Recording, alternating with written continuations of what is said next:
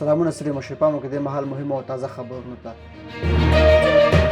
تورخم کې د افغان کډوالو په عمري پنغالي کې د خدماتي اداراتو لپاره کمپلیکس په 15 ورځو کې جوړیږي. باختر خبري اژانس په یوه راپور کې ویلي دي د خدماتي ادارو لپاره په 15 ورځو کې کمپلیکس جوړیږي چې په 15 ورځو کې به چارې ژر بشپړې شي او ګټه اخیستنې ته به وسپارل شي.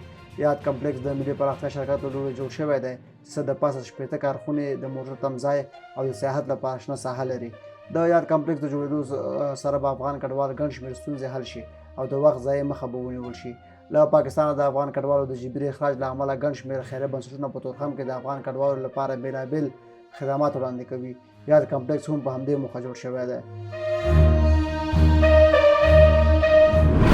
د سویس د کډوالو د ادارې د قومیت پر بنسټ د افغان کډوالو د ایستلو نظریه په دغه هیواد کې دننه او بهر د یو شمېر سیاسي ګوندونو او فعالانو او بشري حقوقو د مدافعانو له سختو غبرګونونو سره مخامخ شوې ده.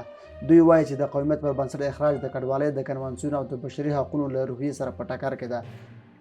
د مې په 4 په سویس کې یو جرمني ورځپاڼې راپور ورکړ چې ښایي پښتانه افغان کډوال بیرته افغانستان ته واستول شي.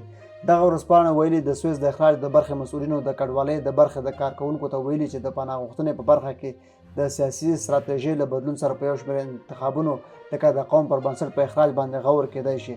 ورځپاڼه زیاتوي دا موضوع چې تر ډیره په اروپایي هیوادونو په ځانګړې توګه جرمني کې د شمېر افغان کډوالو او اسلام پالو له لوري د یو لړ بریدونو وروسته مطرح کیږي کولی شي په پراخه کچه د افغانانو د ایستلو زمینه برابره کړي.